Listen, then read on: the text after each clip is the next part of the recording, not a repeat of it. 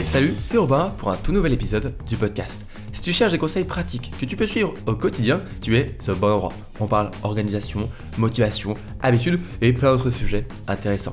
Le mot d'ordre, tout ça dans la bonne humeur et sans te mettre la pression. Aujourd'hui, le sujet du jour, ce sont mes 5 astuces qui me font gagner du temps chaque jour. Alors, aujourd'hui, un petit épisode de podcast tranquille. Encore une fois, voilà. Tu as deux choix, tu peux te prendre un petit café, un petit thé, un petit chocolat chaud, un petit jus de fruits, ce que tu veux, et tu te poses et tu m'écoutes pour le podcast, voilà, ton canapé, ton lit, ton fauteuil, ce que tu veux. Ou alors, je t'invite à faire autre chose pendant que tu m'écoutes. Par exemple, un peu de ménage, un petit peu, une petite balade, etc. Voilà, fais quelque chose qui te fait plaisir pour lier l'utile à l'agréable. Alors, juste avant, pour ceux qui me regardent en vidéo, oui, j'ai un petit pansement sur le visage. J'ai chuté en vélo. Voilà, plus de peur que de mal. Prenez soin de vous, c'est important quand même de faire attention à soi, mais de mon côté, ça va, c'est juste que voilà, j'ai un petit pansement, j'espère que ça ne dérangera pas pendant le déroulé de l'épisode du podcast, et pour ceux qui m'écoutent, voilà, de toute façon, ça change pas grand chose pour vous, ma voix est intacte.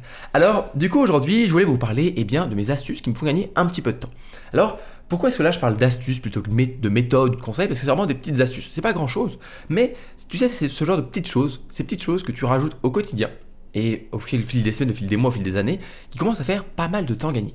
Parce que voilà, on cherche toujours à avoir plus de temps, et je pense que si je posais la question dans une salle de classe ou dans mes potes, etc., je dis ok, qui aimerait bien gagner un petit peu de temps chaque jour? Qui aimerait avoir un peu plus de temps? Je pense que la plupart lèvent la main, et moi aussi d'ailleurs, parce que voilà, on est toujours à chercher un petit peu de temps. Et il y a des choses qui marchent très bien, s'organiser, etc. On l'a vu dans des épisodes de podcast, ça nous aide vraiment à mieux gérer notre temps. Mais il y a aussi ces petites astuces du quotidien, des astuces très pratiques, qui permettent d'aller plus vite et de gagner un petit peu de temps. Alors ça va pas être gagner 5 heures par jour, non. Mais ça va être 10 minutes par-ci, 5 minutes par-là, peut-être 30 minutes par-ici. Et accumuler sur une semaine. Tu peux gagner peut-être 1 heure, 2 heures par jour, donc ça commence à faire quelques dizaines d'heures par semaine, ce qui est pas négligeable du tout. Surtout que si tu es un petit peu limite niveau temps et que vraiment chaque jour, t'arrives pas à trouver la petite demi-heure, les 15 minutes, l'heure qu'il te faut vraiment pour avancer sur quelque chose, peut-être un hobby, une passion, peut-être que tu as envie de te mettre à la peinture et que t'arrives même pas à trouver 30 minutes par jour, c'est ce genre de petites astuces qui peuvent t'aider, qui au fur et à mesure de les accumuler, peuvent te faire gagner ce temps précieux. Et on commence par la première astuce, faire du batching. Le batching, c'est simplement le fait de regrouper des tâches similaires au même moment pour être plus efficace. Il y a plein de choses qui sont intéressantes à dire par rapport au batching, même si c'est pas le sujet de cet épisode, mais l'idée c'est ça, c'est vraiment regrouper à un moment de ta journée toutes les tâches à faire.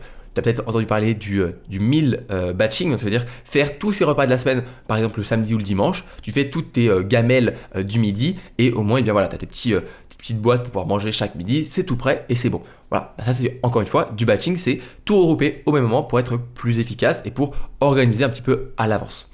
Là, ça va être un petit peu différent, c'est plutôt l'idée de batcher, et moi je pense à quelque chose en particulier, c'est tout ce qui va t'interrompre vraiment pendant que tu travailles. Et moi, je pense notamment aux mails professionnels, mais pas que. On est souvent, on travaille, etc., sur l'ordinateur, et on va avoir un mail, par exemple. Et en fait, le fait de batcher ces mails et trouver un rendez-vous dans sa journée pour tous les faire, ça va t'aider à ne pas les faire pendant le reste de la journée. Et ça va faire gagner beaucoup de temps. Parce que souvent, une des principales pertes de temps, une des principales pertes d'efficacité dans ta productivité, quand tu travailles, etc., c'est les interruptions, c'est les distractions. Donc bien sûr, tu auras ton téléphone, j'essaie de le chercher, mais moi, il est rangé parce que je suis en train de faire mon podcast.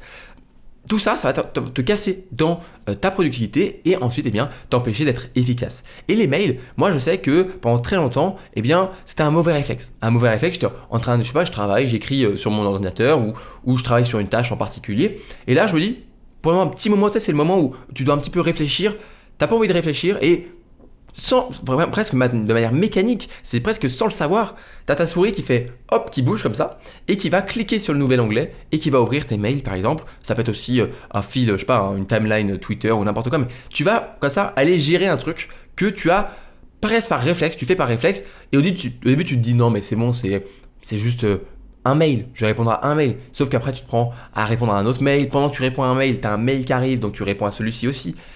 Donc, première astuce pour gagner du temps chaque jour, tu te dis non, je ne gère pas mes mails, sauf à 1, 2 ou 3 moments de ma journée, bien précis, par exemple à, 15h, pendant une demi-heure, pendant 30 minutes, tu vas gérer tous tes mails. Alors je sais que parfois on peut avoir un petit peu cette peur de pas répondre instantanément. Mais déjà, la plupart des gens n'ont pas besoin d'une réponse instantanée. C'est vraiment juste notre nouveau mode de vie très digitalisé et le fait qu'on puisse envoyer des messages instantanés qui a créé ça. Mais la plupart des gens peuvent attendre quelques heures maximum, si tu es vraiment sur la journée, quelques heures avant d'avoir une réponse à leur mail. Et si tu le fais plusieurs fois par jour, tu pourrais leur répondre. Donc déjà, enlève ce stress de ne pas répondre à tes mails, mais surtout, enlève cette envie de t'interrompre dans ton travail parce que tu as envie d'aller regarder tes mails et perdre du temps à l'intérieur. Donc dans ta journée, tu vas caler 30 minutes, 1 heure, où tu vas faire la tâche qui t'interrompt vraiment tout le temps.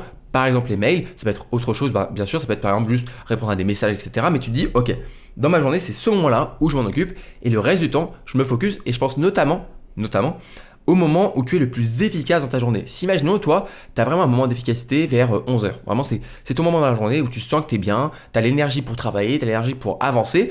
Et bien, à ce moment-là, fais tout ce que tu peux, vraiment tout ce que tu peux bloquer les sites, etc. pour ne pas aller voir tes mails. Donc, pas de téléphone, pas de notification, tu peux pas aller sur Gmail, etc. Tu bloques pour être sûr que pendant ces heures-là où tu veux être efficace, où tu veux gagner du temps, parce que être efficace, c'est gagner du temps, tu ne t'interromps pas avec les mails. Et ça me fait une transition parfaite pour ma deuxième astuce, limiter les rendez-vous, les heures où l'on est le plus productif. On le sait tous les deux, dans notre travail, que ce soit salarié, indépendant, entrepreneur, freelance, etc. On peut avoir des moments dans la journée où ça va être des rendez-vous, des réunions. Et je t'invite à essayer, pour gagner en efficacité, au plus possible, parce que c'est pas forcément toujours possible, mais le plus possible, de limiter ces rendez-vous-là, les heures où tu es le plus efficace. Donc si je reprends l'exemple de 11h, de 10h30 à midi et demi, pendant ces 2 heures, tu vas indiquer aux autres personnes qui travaillent avec toi, ou même toi-même, que tu ne prendras pas de rendez-vous à ce moment-là, pour être sûr de ne pas casser ta productivité à ce moment-là. Parce que voilà, on le sait, une réunion souvent c'est long, c'est compliqué. Si c'est une réunion importante, tu peux peut-être la mettre ici parce que c'est le moment où tu seras le plus attentif. Mais sinon, essaye de limiter ces moments-là et surtout, peut-être que tu vas aussi, dans l'autre cas, essayer de limiter les réunions à des moments où tu n'es pas du tout efficace. Si par exemple, à partir de 15h, 16h, tu es plus efficace et quand tu mets une réunion ici, elle dure 2 fois plus de temps parce que tu n'arrives pas à écouter, arrête de mettre des réunions à ce moment-là. Et donc, tu vas essayer de limiter tout ça. Et je sais que quand on est salarié, ça peut être difficile. Ça peut être difficile de refuser une réunion, mais tu peux essayer faire un petit peu de la diplomatie et expliquer pourquoi est-ce que tu aimerais garder ce temps-là, donc cette plage horaire-là, pour toi, pour avancer sur tes projets. Et la plupart de tes collègues vont, je pense, très bien l'accepter. Je pense notamment à mon stage que j'ai fait l'année dernière en développement. Mon tuteur était très gentil. Il était très gentil, il m'a beaucoup aidé, mais il était presque trop gentil. Et du coup, il se retrouvait parfois à passer beaucoup plus de temps à aider les autres qu'à avancer sur ses projets, sur ses missions. Et un jour, il s'est dit que c'était un problème. Il s'est rendu compte que c'était un problème, il n'arrivait pas à avancer sur ses objectifs. Et il nous a dit en daily meeting, bon, je vous aide les matins, mais les après-midi, je les garde pour moi. Donc, vous pouvez venir me voir et me demander si vraiment vous avez besoin d'aide, je peux vous débloquer, parce qu'il est bien sûr trop gentil. Mais il nous a indiqué que les après-midi, il faisait pas de réunion, il avançait sur ses objectifs, sur ses projets, et tout le monde l'a très bien accepté, et même le manager nous a dit, laissez du coup mon tuteur tranquille les après-midi, il pourra avancer. Voilà, tu fais un peu de la diplomatie, bien sûr il faut un petit peu négocier, il faut un peu réfléchir, il faut donner un petit peu avant de demander, mais garde ça en tête. Garde les moments les plus efficaces de ta journée pour les tâches les plus difficiles, les plus compliquées et limite les réunions à ces moments-là, sauf si c'est des réunions vraiment très importantes où tu as besoin d'être très efficace. Et aussi, dans notre cas, essaye de limiter les rendez-vous et les réunions à des moments de la journée où tu n'es vraiment pas efficace parce qu'elles vont durer 2 plombes. Donc voilà, trouve un entre-deux, vraiment gère ton efficacité comme un élément important de ton organisation. Ton énergie, tu as des pics d'énergie, gère les tâches importantes sur les pics d'énergie et gère les baisses d'énergie où tu vas pas mettre ces tâches importantes sur ces baisses d'énergie pour être plus efficace. Troisième astuce pour gagner un petit peu de temps chaque jour, s'organiser la veille et surtout démarrer directement la journée en sachant quoi faire. Alors, ça va dépendre bien sûr de ton organisation, mais je t'invite tout de même toujours à avoir en tête un petit peu ce que tu vas faire le lendemain dès que tu vas commencer ta journée pour démarrer directement. Parce que voilà, le problème, c'est lorsque on démarre la journée sans savoir du tout ce qu'on va faire dans notre journée, on va s'organiser, c'est bien, et moi j'aime bien m'organiser le matin, mais j'ai toujours en tête très rapidement les 3-4 tâches vraiment que je veux faire aujourd'hui, et donc ça, je m'organise en 2-3 minutes et je démarre directement. Tu vois, c'est presque, j'ai mon café, j'ai même pas fini de prendre ma première gorgée de café que je sais déjà ce que je vais faire et je peux démarrer ma journée, on va dire, de la bonne manière. Parce que le problème, c'est que si tu démarres ta journée sans savoir ce que tu vas faire, tu vas toujours te prendre 15 minutes, 20 minutes, une demi-heure, juste à te mettre un petit peu dans le bain, te mettre dans le mood, etc. Et ça, c'est du temps perdu. C'est du temps perdu que tu vas malheureusement perdre maintenant, et tu vas devoir du coup repousser ton travail d'une demi-heure parce que tu as pris une demi-heure de trop sur ton démarrage de la journée. Alors que si tu sais exactement quoi faire, si tu as déjà un petit peu organisé la veille, tu vas arriver le matin en sachant exactement quoi faire et tu vas démarrer. Et moi, je l'ai vu encore une fois dans mon stage. Moi, je savais après ce que je voulais faire en arrivant. Je me faisais mon petit café à la machine et allez, 3-4 minutes après, j'étais sur mon poste de travail et j'avais déjà commencé mon boulot. Alors que j'en voyais qui arrivaient, qui prenaient leur café, qui n'arrivaient pas à commencer, ça prenait du temps, c'était long. Et du coup, quand moi, je pouvais partir un peu plus tôt parce que j'avais terminé ce que j'avais à faire, ces personnes-là, souvent, elles restaient une demi-heure, une heure de plus au bureau parce que malheureusement, en prenant ce temps-là pour démarrer, elles devaient terminer un peu plus tard pour terminer ce qu'elles avaient prévu de faire aujourd'hui. De même, si tu es indépendant, freelance, c'est super important pour démarrer ta journée du bon pied et ne pas prendre 1 heure, 2 heures à démarrer super lentement. D'ailleurs, pour ça, si tu as du mal à t'organiser, tu sais pas trop par quelle étape passer, je t'invite à aller télécharger dans la description de ce podcast mon récapitulatif des 5 étapes de l'organisation. Voilà, c'est une petite feuille A4 que tu peux imprimer, garder à côté de toi lorsque tu t'organises et tu vas pouvoir être beaucoup plus efficace et t'organiser simplement tout en adaptant cette méthode à ta situation, ce qui est vraiment la meilleure chose à faire pour que ce soit efficace. Donc, troisième chose à faire pour gagner du temps, essayer d'organiser un petit peu les choses la veille ou au moins savoir ce que tu vas faire quand tu vas commencer ta journée pour directement démarrer et pas perdre tout ce temps à démarrer lentement, ce qui est du temps malheureusement perdu. Quatrième astuce pour gagner un petit peu de temps chaque jour, et là on est sur du pratico-pratique. Si tu travailles sur un ordinateur, apprends à être plus efficace sur ce poste de travail. On parle de poste de travail quand on est sur un ordinateur et ça paraît logique qu'une personne qui, par exemple dans l'industrie, connaisse son poste de travail par cœur et puisse être plus efficace dans son travail. Mais on n'en parle pas forcément pour un ordinateur.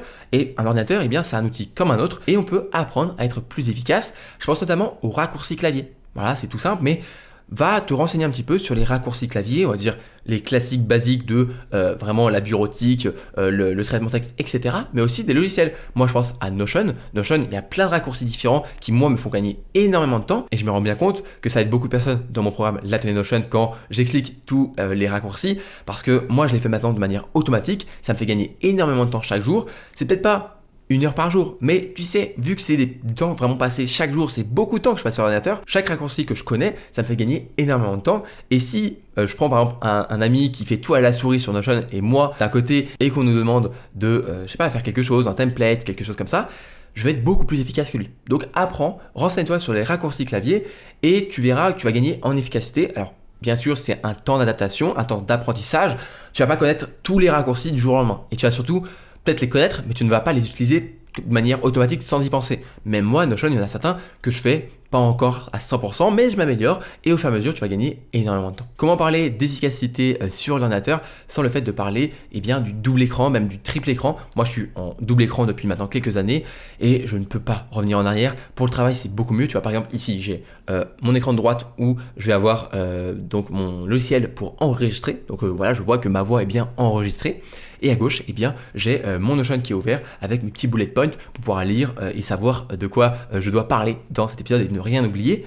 Et ce serait très compliqué ou ce serait vraiment plus chiant à faire si j'avais un seul écran d'ordinateur. Et surtout là, on va dire quelque chose d'assez simple. Je pourrais le faire avec juste les 2 fenêtres côte à côte. Mais lorsque tu travailles et que tu dois ouvrir la fenêtre, fermer la fenêtre, ouvrir la fenêtre, fermer la fenêtre pour aller regarder 2 fenêtres, c'est une perte de temps, une perte d'efficacité et c'est même fatigant à faire. Donc moi, je t'invite vraiment à investir, c'est un investissement, d'avoir un 2e écran, même si aujourd'hui les écrans coûtent quand même pas si cher que ça, mais voilà, pour quelques centaines d'euros, même une centaine d'euros, tu peux réussir à trouver. Moi, mon écran, tu vois, de droite, comme c'est un écran simplement supplémentaire, j'ai pris, je crois, un des premiers, voilà, ça me suffit largement. Même si aujourd'hui tu travailles sur ordinateur portable, je t'invite quand même à prendre un 2e écran. J'ai la plupart de mes amis donc en école d'ingé qui, même s'ils travaillent sur un ordinateur portable, avaient quand même un 2e écran chez eux pour que quand ils rentraient chez eux, ils puissent travailler sur 2 écrans et c'est vraiment beaucoup plus efficace et c'est quelque chose du genre, dès que tu l'essayes, tu ne veux plus revenir en arrière et je peux te garantir que travailler sur 2 écrans, c'est vraiment un gain de temps au quotidien, mais aussi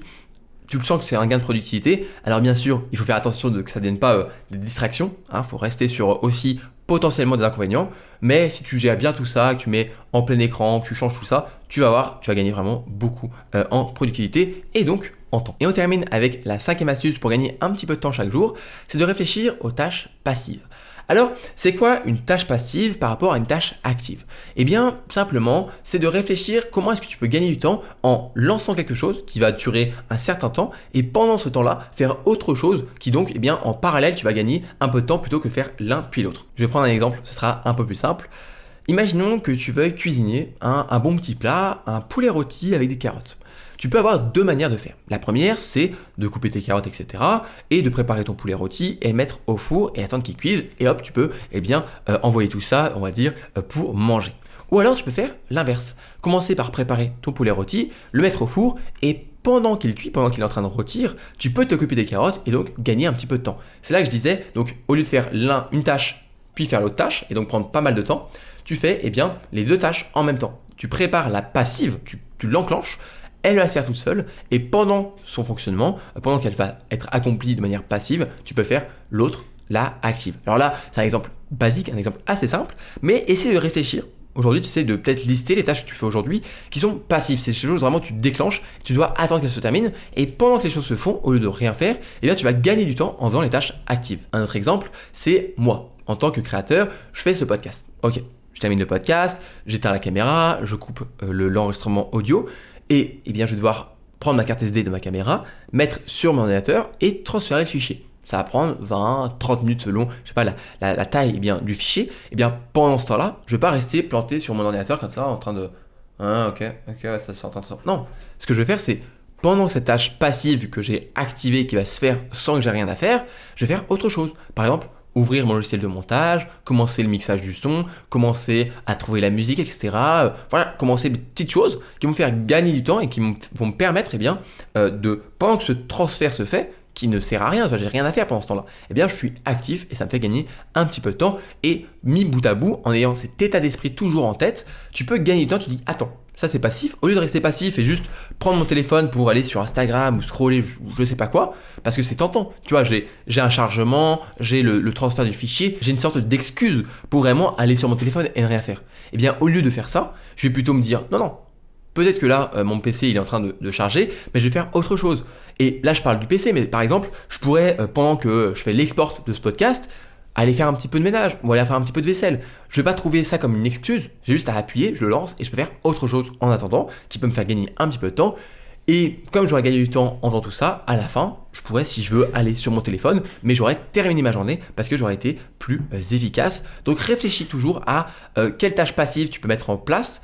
Et pendant cette tâche passive, quelle tâche active tu peux faire pour gagner un petit peu de temps. 6e astuce bonus, ne pas procrastiner. On n'y pense pas forcément, mais si on ne repousse pas, si on ne procrastine pas tous les jours, si on arrive à passer à l'action dès qu'on doit passer à l'action, on gagne énormément de temps au lieu de rester plus trop longtemps sur notre jeu préféré, sur notre téléphone ou devant notre série. Si on arrive à passer à l'action, à ce moment-là, les choses sont terminées et on gagne du temps tous les jours. Si aujourd'hui, la procrastination, c'est un petit peu une bonne pote et tu as du mal vraiment à passer à l'action, tu as souvent la flemme, tu repousses, j'aurai quelque chose pour toi dans quelques semaines. Je travaille actuellement sur un tout nouveau programme qui va s'appeler Adieu Procrastination et comme son nom l'évoque, l'idée ça va être de donner une méthode vraiment pas à pas, un électrochoc de motivation pour t'aider à passer à l'action et dire adieu à cette foutue procrastination. C'est en train de se faire, je suis en train d'écrire, en train de monter, en train de préparer tout ça, je te prépare vraiment du lourd. Si tu veux être mis au courant en premier et savoir dès que le programme sortira, je t'invite à être inscrit à ma newsletter. Tu as juste à être inscrit à ma newsletter, donc par exemple en téléchargeant le récap d'organisation dont je te parlais ou en allant sur mon site robintunnel.com. En plus, j'ai vraiment à cœur de créer un programme qui vous correspond et qui te correspond, donc je vais faire pas mal d'échanges avec toutes les personnes qui sont inscrites pour créer des questionnaires et réfléchir sur la bonne méthode, la bonne manière pour vraiment créer le programme qui va vous correspondre et vous aider à dire adieu à cette procrastination. C'est tout pour aujourd'hui. Si le podcast te plaît, n'hésite pas à t'abonner, que ce soit sur YouTube ou sur les plateformes d'écoute ou même les deux.